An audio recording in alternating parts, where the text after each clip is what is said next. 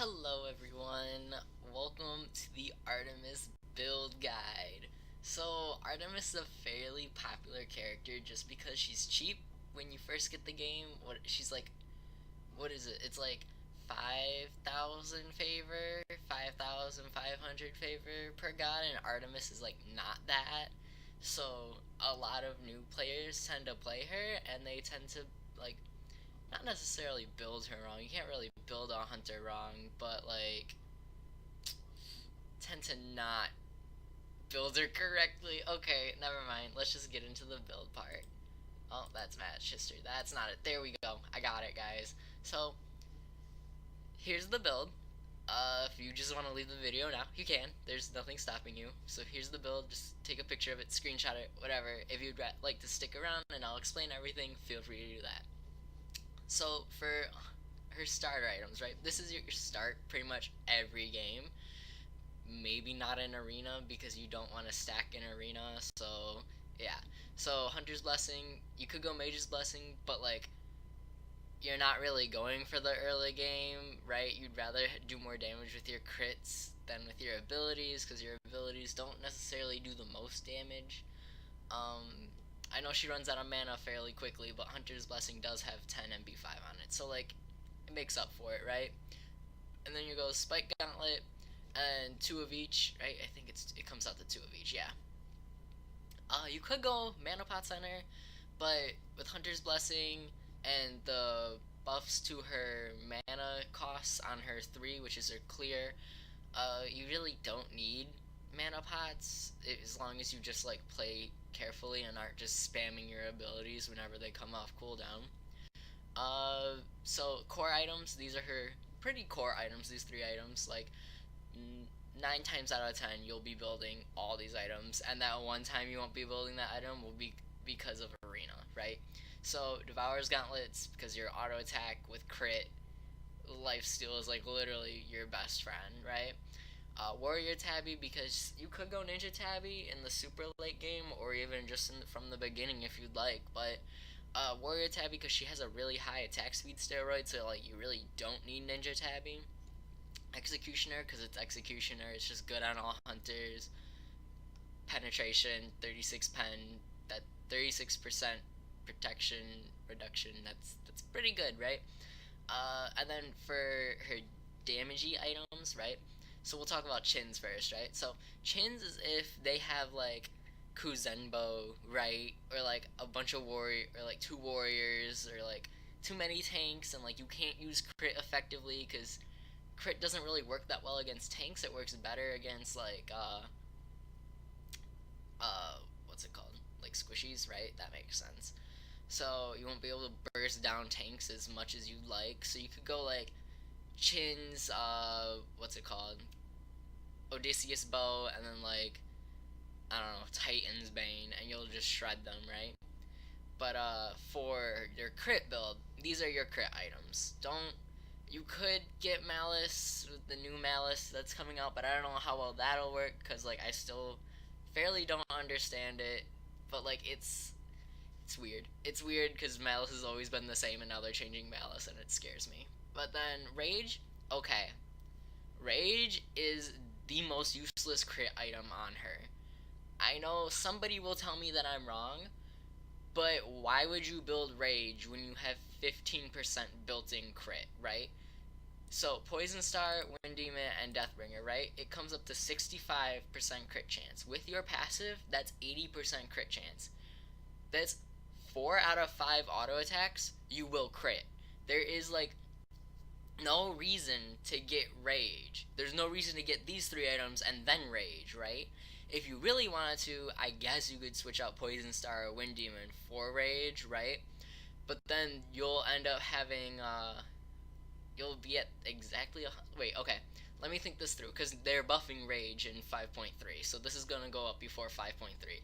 5.3 Rage gives you 40% crit chance, right? So together, these 2 items comes out to 45. With your passive is 60. New Rage will give you 100% crit chance. So I guess you could do that, but then like, why? Because then you're losing out the passive on Poison Star, which is good, right? Like Poison Star's passive's pretty decent in my opinion. 20% damage reduction and a slow is pretty good. Like, that's a lot, especially on you with your attack speed steroid that it's also a movement speed steroid, and then you have like a slow with your 3. Like, Poison Star was good for her.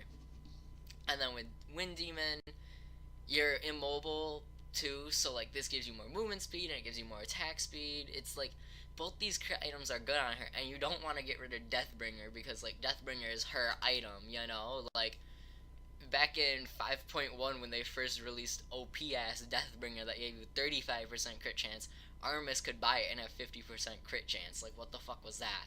But like it's honestly, I see no point in going Rage. Yeah, you'll have a 100% crit chance at the next patch, but like, why would you do that when you're losing out on these 2 great passives for her? So, I guess it's up to you, but that's just how I feel about it, right?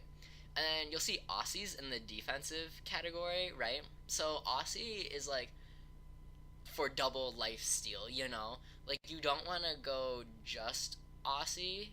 Or I guess you could just go just Aussie if you really wanted to. I do it sometimes too, but Aussie and Devour's Gauntlets will let you crit fight against a Kuzembo, not necessarily like crit against him. Like he'll still kill you because he's Kuzembo and he's built to stop crit or like whatever Kuzembo does. But you can fight against it with Aussie and Devour's Gauntlets. It's a good combination.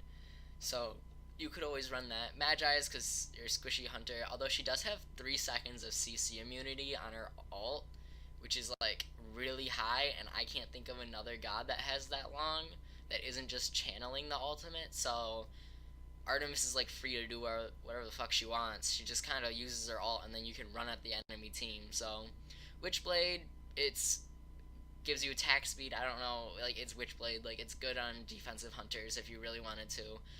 Relic Dagger. Okay, so Relic Dagger, right? On Artemis, here we'll go down to here. On Artemis, almost every time you'll be going Aegis and Beads. Like that's it. Like there is no if, ands, or buts about it, right? You'll be going Aegis and Beads. I like how I pointed to those, as I said the opposite. Relic Dagger gets better 30 seconds off the cooldowns of it, so like upgraded Beads is now 100 seconds, upgrade Aegis is 120 seconds. That 30 seconds of like that faster 30 seconds of getting those could actually save your life. So Relic Dagger isn't bad on her. Plus it gives what else does it give? Movement speed, cooldown reduction, and a bunch of health. Like that's not bad, like at all.